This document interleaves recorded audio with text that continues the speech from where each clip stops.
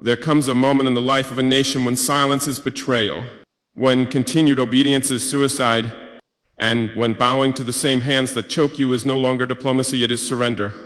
My name is Captain Ibrahim Traore. I do not speak with the polish of career diplomats.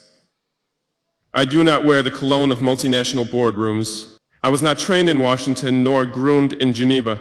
I speak from the battlefield where my people bleed and the soil remembers. I speak for a nation that has long been treated like a debtor's prison. And today I speak directly to the International Monetary Fund, not with trembling hands, but with a voice rooted in centuries of African pain and now African awakening. For too long, the IMF has posed as a benevolent doctor prescribing economic treatment to sick nations. But what we've learned, what we've suffered, is that your medicine often kills the patient. Your loans arrive with smiles, but they are poisoned arrows wrapped in contracts. You speak of stabilization, but you deliver strangulation. You speak of reform, but what you really mean is obedience to models built in foreign labs never meant for African soil. But we are not your laboratory. We are not your experiments. We are not pawns in your economic chess game. Burkina Faso and the whole of Africa is waking up. And when we wake, we do not ask for permission to breathe. You see, I come not to beg for cancellation. I come not to plead for relief. I come to tell you what no African leader has dared say loudly enough. We no longer accept economic policies that reduce our people to beggars. While our gold lines the vaults of the West, we no longer dance to the rhythm of conditionalities that gut our public services, cripple our farmers, and force our youth into exile. We no longer accept being told that good governance means handing over our national wealth to foreign firms with smiling consultants. So today we begin a new conversation, not one between debtor and lender, but one between equals, between nations, between truth and falsehood. And this is not a press release, this is a reckoning, and it begins now. One, the chains of debt, a modern form of slavery. Let us be plainly, without euphemism, without the polite lies of diplomacy. Debt, the kind you offer Africa, is not a tool of development. It is not a bridge to prosperity. It is a shekel. It is modern slavery, dressed in suits and spreadsheets. You call it structural adjustment. We call it structural punishment. You label it financial discipline. We experience it as generational despair. You offer it as partnership. But when one partner profits while the other bleeds, it is not partnership, it is plunder. Let me ask you, how can a nation rich in gold, uranium, cobalt, and fertile land be poor? How can a continent that fuels the industries of the world not afford to feed its own children? We are told it is mismanagement, corruption, incompetence. Yes, Africa has its wounds, but many of those wounds were inflicted by the very hands now offering us Band-Aids soaked in interest. Let me tell you what this debt looks like in real life, not on your PowerPoint slides, but on our streets.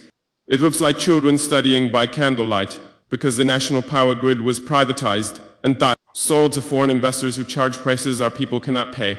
It looks like hospitals with broken beds, no antibiotics, and mothers dying in childbirth because your conditions demanded we slash public spending to qualify for your help.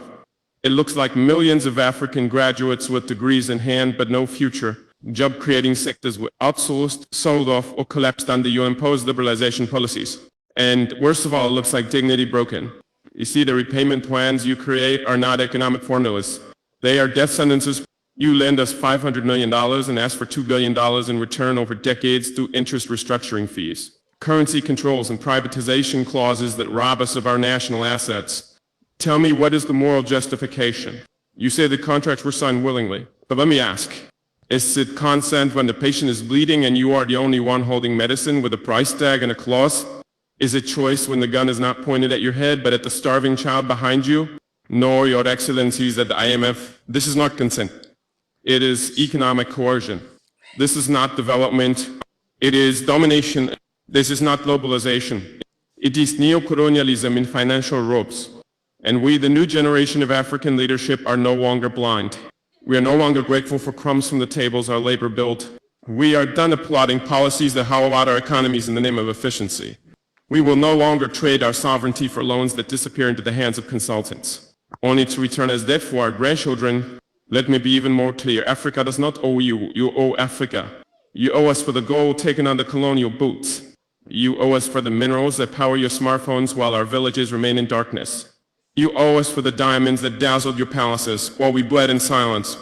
And yet even in all this, we are not asking for charity. We are asking for justice. True justice begins with the end of exploitative debt structures. Justice means allowing African nations to audit what we owe, where it came from, and who truly benefited. Justice means allowing us the dignity to chart our own financial futures, not as clients but as equals. And if this message feels uncomfortable, then good, because it is time the comfortable were confronted.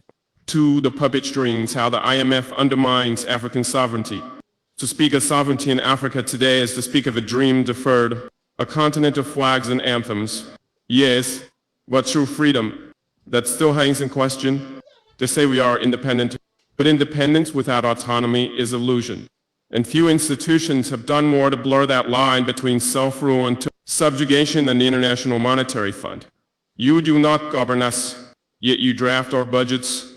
You do not vote in our elections, yet your approval determines whether our economies collapse or breathe. You claim neutrality, yet the ink of your influence runs deep in the laws we pass, the leaders we appoint, in the limits of our own ambition. This is not financial aid. This is political engineering. You arrive with briefcases and blueprints, not bombs, but the damage is often the same. Behind your technical language lies a silent weapon, conditionality. It begins politely, cut subsidies, liberalize your markets, devalue your currency. They say just recommendations, but what are recommendations when starvation is the price of refusal? What are suggestions when the next loan, the next breath depends on obedience? Let us not pretend. You have become the architects of our internal affairs. We were told structural adjustment would create efficiency. Instead, it created dependency. We were told austerity would eliminate corruption. Instead, it eliminated hope. We were told the free market would lift us. Instead, it lifted our wealth and flew it offshore. And when our people protest, when they rise in anger and hunger and the agony of unmet needs, you do not take responsibility. You step back claiming you are merely observers. But history is watching. Your hands are not clean. From Ghana to Zambia, from Senegal to Kenya, we have seen it play out the same. Leaders forced to privatize water only for foreign companies to raise prices beyond reach. Farmers undercut by cheap imports, they kill local industries. Ministers told to cut spending on schools to balance the budget while foreign debt payments rise. And if we dare to resist, if we question your models or reject your prescriptions, we are blacklisted. Isolate, punished, our credit rating downgraded, our currencies attacked, our leaders vilified in international media as radical, unstable, or populist. But what is more radical than forcing a country to choose between feeding its people and repaying loans it never benefited from? What is more unstable than a society where youth have no future, no jobs, and no faith in politics? Because their nation answers to banks before it answers to its people. Let us be honest. Your influence has too often been a veto on our dreams. You have become unelected governors of African policy. And yet we are not merely victims, we are rising. A new wind is blowing across this continent. We are reclaiming the right to govern ourselves and our languages for our people by our values. We will no longer accept debt that demands we cut essential services before asking the rich to pay taxes. We will no longer tolerate consultants writing our national strategies while our professors go unpaid. We will no longer bow to institutions that answer to shareholders, not citizens. To the IMF, I say this with clarity and calm. We will be sovereign, even if it means rejecting your loans. Even if it means slower growth, but growth that is ours. Even if it means pain for now, but freedom in the long run. Africa does not need masters, it needs partners. And if you cannot walk with us as equals, then step aside, because we are moving forward, and this time the strings are being cut. 3, a system designed to fail us. We were born into a system we did not build. A global order forged in the fires of empire with the spoils carved into contracts, laws, and institutions that still govern us today. When the colonizers left, they did not leave behind fairness. They left behind frameworks built to extract, not empower. You see, the problem is not just the IMF for it is the entire architecture, the rules of trade, finance, credit, and global power that are designed to keep Africa in second place. Designed not by God, not by nature, but by men. Powerful men who decided what value means and who deserves it. Let me ask a simple question. Why is it that we, the continent with 60% of the world's arable land, still import food? Why do we who sit atop gold, diamonds, oil, and lithium need foreign aid? Because the game was never fair. We were made exporters of raw materials, not builders of industries. We were assigned roles in the global economy like actors in a tragic play. You grow and they process, you extract, they manufacture, you borrow, etc. They lend, and every time we try to rewrite the script, the penalties follow. Credit agencies slash our ratings. Multinational lobbies threaten sanctions. Tech giants pull out investments, and their media calls us unstable. But what is more unstable than a world where a continent of 1.4 billion people contributes the least to climate change, suffers the most? What is more irrational than a system where cocoa farmers in Cité d'Ivoire who feed the world's sweet tooth cannot afford chocolate? What is more unjust than countries who were once colonizers now lecturing us about governance, while sheltering the stolen wealth of African elites in their banks? And yet they call this order a meritocracy. They say work harder. They say be more transparent. They say attract investment, but what they don't say is this. The scoreboard was rigged from the beginning. The rules were never neutral, and the referees, the WTO, the World Bank, the IMF, serve the same teams who have always won. Let me give you an example. When we attempt to support local farmers with subsidies, we are told this distorts the market. Yet the US and Europe spend hundreds of billions on their own farmers every year and call it protection. When we try to build state industries to create jobs, we are told this is inefficient. Yet their richest corporations were born from state-funded innovation from NASA, from war, contracts, from public research. When we push back on exploitative mining contracts, they say we are hostile to business. But isn't it more hostile to extract $100 worth of resources and leave behind $3 worth of schools? Africa is not asking for pity. We are demanding fairness, not charity justice, not handouts equal footing. We are the youngest continent on Earth. And yet the global economy treats us like we have nothing to offer but our labor and our land. But our value is not in what lies beneath our soil. It is in our people, our quota, all minds. They said the system works. We say for whom? It is time we stop playing by rules written without us and start rewriting them in our image. We do not seek to burn bridges, but we will not walk across those that lead only to more chains. So hear this clearly. We are not broken. The system is, and if it will not change willingly, then we, the children of Sankara, Nkrumah, Lumumba, Mbiko, will end ourselves. Because we did not come this far just to survive. We came to thrive. And we will no longer wait for permission to do so. Or a new past sovereignty through self-reliance. Now that we have named the injustice, let us speak of rebirth. Africa does not need to beg for inclusion. Africa does not need another savior, another lecture, another conditional loan. What we need is a new path, one carved by our own hands, guided by our own vision, and rooted in our own values. Self-reliance is not isolation. It is not arrogance. It is the reclamation of dignity, of choosing to stand on our own feet even when the ground beneath us trembles. Let me be clear. We are not rejecting partnership, but we are redefining its terms. For too long, partnership has meant dependence. It has meant waiting for approvals, for grants, for loans, while our people starve and our youth flee across the seas. This is not partnership, this is bondage with a friendly smile. So we must build differently. And it starts with 5 principles. 1, feed ourselves first. No nation is truly sovereign if it cannot feed its people. How can we speak of independence when a drought in another land dictates the price of bread in ours? We must invest in agriculture, not as a tool of survival, but as a pillar of power. From seed sovereignty to irrigation, from cooperative farming to agro-processing, Africa must rise from subsistence to abundance. Let every village become a fortress of food security. Let every farmer become a nation builder. To educate, to liberate. The most dangerous weapon colonialism left behind was not the gun.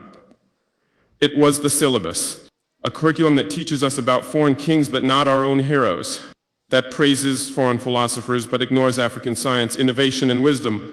We must rewrite education to raise children who know their worth, who build with purpose, who innovate with pride. Let us teach coding alongside crops. Let our schools be laboratories of freedom. We must educate not just to pass exams, but to shape destiny. Produce raw materials leave Africa. Finished products return 10 times the price. This is therefore in the mask of trade. We must process, manufacture, and innovate locally. It is not enough to own the mines. We must own the means to refine, package, and profit. We must support African businesses, protect our infant industries, and end the addiction to imports. This is how we create jobs. This is how we keep wealth in our borders. Let the world come to buy from Africa, not just to take. For unite or perish. A fragmented Africa is a weak Africa. We cannot negotiate with the world as 54 scattered voices. We must integrate economically, politically, and technologically. Let us build railroads that connect Lagos to Dakar, data centers that protect our knowledge, and defense alliances that protect our peace. ECO, JOS, SADC, AU, they must evolve from clubs of diplomacy to engines of collective action. No single African nation can stand alone, but together we are a giant. 5. Trust our people. Too often our leaders trust foreign advice over local wisdom. They fly thousands of miles to ask questions their own communities have already answered. But the solutions are here in the hands of our youth, our women, our elders. Let us fund local innovation. Let us amplify village voices. Let us believe that the mechanic in Ouagadougou and the coder in Kigali are just as brilliant as any consultant in Paris. We will not be free until our own people are trusted to lead the future. My brothers and sisters, we are not building a copy of the West. We are building Africa, our Africa. We are not chasing the old dreams of others. We are daring to dream anew. Self-reliance means we may stumble. It means we will make mistakes. But those mistakes will be ours, and in them we will learn to rise. There is no savior coming. The savior is already here in our hands. Our hearts are unity. Let us stop waiting. Let us stop blaming. Let us begin. Not tomorrow. Not after the next summit. Now, Africa will not rise through speeches alone. It will rise through soil-stained hands, ink-stained books, and steel-stained factories. Let us take back what was always ours. Not through war, but through willpower. Not through hate, but through healing. Not through begging, but through building. This is the dawn of self-reliance, and we will never go back to the chains. 5. The people's mandate. You are not powerless. To my beloved people, young and old, urban and rural, educated and unschooled, you are not powerless. You have been made to believe that power belongs only to men in suits behind microphones. That the future is dictated by those who sit in tall buildings far away. That decisions about your life are made in echo chambers with no windows to your suffering. But let me speak plainly. Real power does not start at the top. It starts at the bottom. It starts with you, the farmer who rises before dawn, the mother who feeds her children before herself, the young man who refuses to steal even when he is hungry, the girl who walks 5 miles for education every day, the street preacher, the mechanic, the nurse, the tailor, the teacher, the water carrier. You are the foundation. You are the pulse of Africa. But here is a tragedy. You have been taught to wait, to hope that change will come from someone else, to clap when crumbs are thrown at your feet, to fear questioning authority, even when that authority fails to protect you. This mindset must end. We must tear down this invisible wall, the one that separates the leaders from the people, the informed from the unheard, the elites from the everyday heroes, because true leadership does not rule, it serves, and service without accountability is tyranny in disguise. Why the system prefers you powerless. The international institutions we challenge today, the IMF, the World Bank, and others, they don't just seek to control governments. They rely on your silence. They thrive when you are too exhausted to resist, when you're too distracted by survival to organize, when you are taught that politics is dirty and not your concern. But understand this, every price hike, every failed hospital, every land grab, these are political decisions. And by not engaging, by not questioning, we become complicit in our own oppression. But once the people awaken, the tide shifts. Once the youth refuse to be silenced, once the mothers speak truth to power, once the elders remember the strength of their voice, no IMF loan, no dictator, no puppet regime can stand. From protest to participation, revolution is not always a fiery explosion. Sometimes it is quiet. It happens when a young person registers to vote, when a market woman refuses to pay a bribe, when neighbors gather to fix a broken road without waiting for the government. This is your mandate, not just to resist, but to rebuild.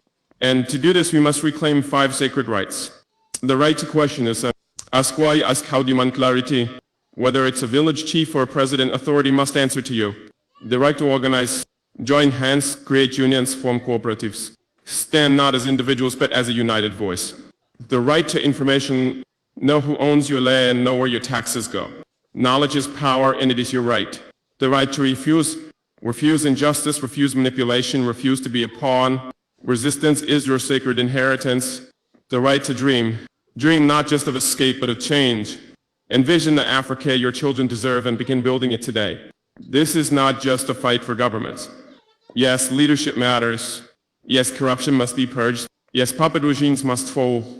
But a just Africa cannot rise on political will alone. It needs a people awaken, a people who refuse to settle, a people who will no longer be ruled by fear but led by conviction. You are not spectators, You are co-architects of the new Africa. Every action matters. Every voice counts. Every ripple becomes a wave. To the youth of Africa, you are not the leaders of tomorrow. You are the fire of today. Do not wait for permission. Do not wait for funding. Do not wait until you're older or wiser or richer. Start now. Speak now. Organize now. Build now. Because if you don't shape your destiny, others will sell it. To the elders, we need your wisdom, not your silence. You've seen regimes rise and fall. You've endured hardship, betrayal, and hope. Now is the time to guide the young, not with cynicism, but with courage. To the mothers, you are the backbone of every revolution. It is in your arms that nations are raised. Do not let the world call you weak. You are the guardians of justice. To every African listening, this is not Ibrahim Traore's fight alone. This is our shared mandate. To demand truth, to reject fear, to build a continent that finally honors the dignity of its people. Power is not something given. It is something realized. And today you must realize you are not powerless. Six are reckoning, the fear is your awakening. My beloved sons and daughters of Africa, by now you must understand, we are not in a battle of guns. We are in a battle of narratives, control, and fear. The institutions that chain us, whether called the IMF, the World Bank, or the silent elite who never show, their faces are not afraid of our armies. They're afraid of our awakening, because an awakened African is a dangerous thing. The game they played so well. For decades, they told the world that Africa was the problem, that we are corrupted, that we are incapable of governance, that we are dependent, primitive, and always needing help. They told us these lies so many times that we began to believe them ourselves. So we begged, we borrowed, we bowed. But in doing so, we forgot who we are. We forgot that Africa is the cradle of civilization, that it was here under our skies that the stars were first read, that it was our ancestors who taught the world about medicine, astronomy, farming, and spirituality. We forgot that before there was an IMF, there was Timbuktu. Before there was colonial aid, there were kingdoms with universities, armies, trade routes, and governance systems that spanned continents. We were not poor, we were made porous. What they fear most, let me tell you a truth, they will never publish in any global newspaper. Their power depends on your ignorance. Their comfort depends on your silence. Their wealth depends on your exploitation.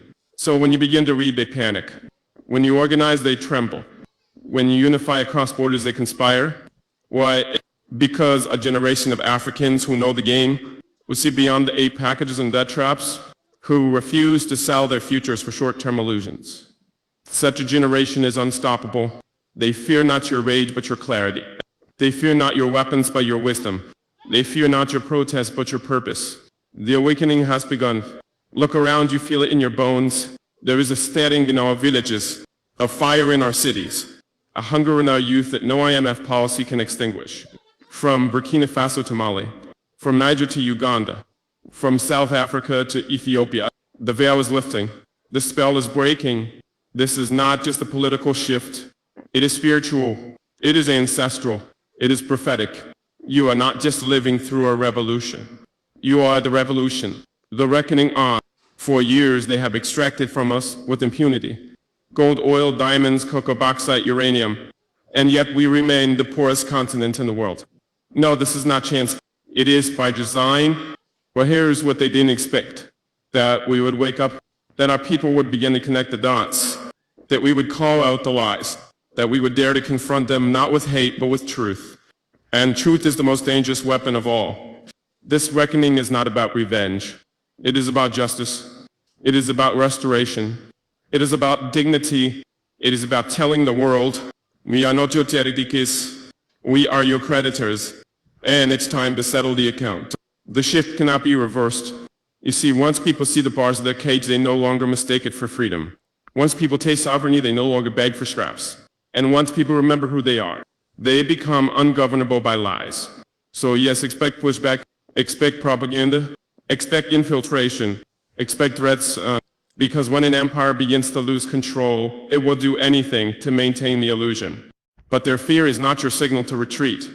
It is your confirmation you are doing something right. This is your time. Africa, this is your moment. Not next year and not after the next election. Now, what is, you don't need permission, you need purpose. You don't need saviors, you need strategy. You don't need pity. You need power. the kind that is rooted in unity, history, and unwavering truth. Let every African leader know, if they do not serve the people will rise. Let every foreign investor know, if they come to exploit, they will be exposed. And let every African youth know, your time has come. You are the nightmare of those who built empires off our silence. You are the dream of your ancestors finally awake. You are the warning and the prophecy fulfilled. The chains are breaking, the masks are falling. The reckoning is here, and their fear is seen. It is your awakening. We have entered the age of African reckoning. To every young African listening to the sound of my voice, to every elder who kept the truth alive in whispered stories, to every mother who prays over empty plates with unshaken hope, to every child who walks barefoot through dusty roads, dreaming of something greater. Hear me clearly now. The age of African reckoning has begun. Not with violence, not with hatred, but with truth, with clarity, with resolve forged in the fire of centuries of injustice. We are not begging anymore. We are not negotiating for scraps from colonial tables. We are building our own table from African wood, carved by African hands, for African generations. From silence to thunder. For too long our cries were ignored. Our pain was politicized, our suffering monetized, our silence weaponized against us. But now we speak not with bitterness but with boldness, not to seek pity but to demand justice. They thought we were buried, but they forgot we are seeds. Let the world hear this. Africa is not waiting to be saved. Africa is rising to save itself. We are uniting across borders drawn by foreign hands. We are building systems that serve the people, not puppets. We are reclaiming our narratives, our currencies, our futures. Let the world hear this declaration echo through every institution built to contain us. We are awake and we are coming for everything that was stolen. To the youth, you are the architects. You, the youth of Africa. You are not lost, you are not too late, you are not forgotten. You are the architects of a continent reborn. You are not just the leaders of tomorrow. You are the liberators of today. Your weapon is your mind. Your shield is your history. Your compass is your conscience. And your mission on to reclaim, rebuild, and restore the African soul. A new covenant with the people. From this day forward, let no leader speak in the name of Africa if he bows to foreign masters. Let no contract be signed that sells the future for a foreign loan. Let no flag wave in celebration if the people beneath it are starving. We declare a new covenant between the land and the people, between the past and the future, between the seen and the unseen. We will honor our ancestors by refusing to repeat their captivity. We will bless our descendants by ensuring they are born into dignity, not debt. This is our sacred duty. This moment, this reckoning is not about me. It is not about a single government, a single speech, or a single protest. It is about a spiritual awakening, an ancestral uprising, a generational fire that cannot be extinguished by fear or foreign hands. So let it be written in the hearts of all Africans. We will rise not as victims, but as visionaries. We will forgive, but we will never forget. We will extend our hands in peace, but we will not bow in submission. Africa, remember who you are. You are the drumbeat of the earth. You are the sun before time. You are the womb of humanity. You are the whisper of the ancestors. You are the road of tomorrow. Africa, remember who you are. Let the lions awaken. Let the river sing. Let the soil rejoice. For we are no longer lost, and we are no longer divided. We are no longer asleep. And so I declare, as a son of the soil, as a servant of the people, as a voice among millions, I declare before God and history, Africa shall rise. Africa shall heal. Africa shall reign not in conquest, but in conscience. Not in revenge, but in restoration. Not by force, but by the unstoppable power of a people who have remembered their name. May the ancestors watch with pride. May the children walk with hope. And may the world bear witness to the rebirth of a continent. So help us God. Welcome to my YouTube channels once more. Timotesi Reaction is my name. Kindly, if you haven't subscribed to this channel, make sure you subscribe, like, share, and comment. In today's video, hope you have watched a very powerful message from our president, Ibrahim Traore. Ibrahim Traore is the president of Burkina Faso. He has come out and exposed these lies of IMF Bank. Today, he has targeted IMF Bank. IMF Bank is International Monetary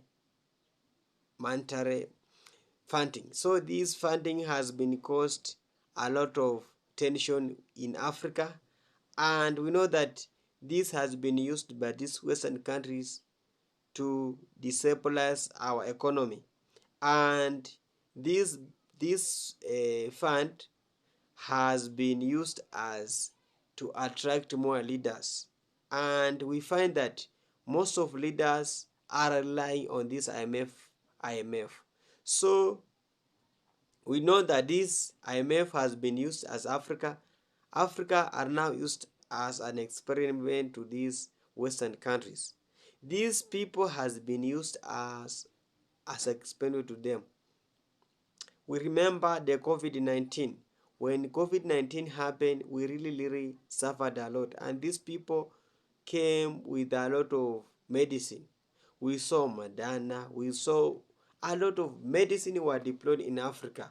So we Africa, we were just used as an experiment to them. We were just an experiment to we at Africa.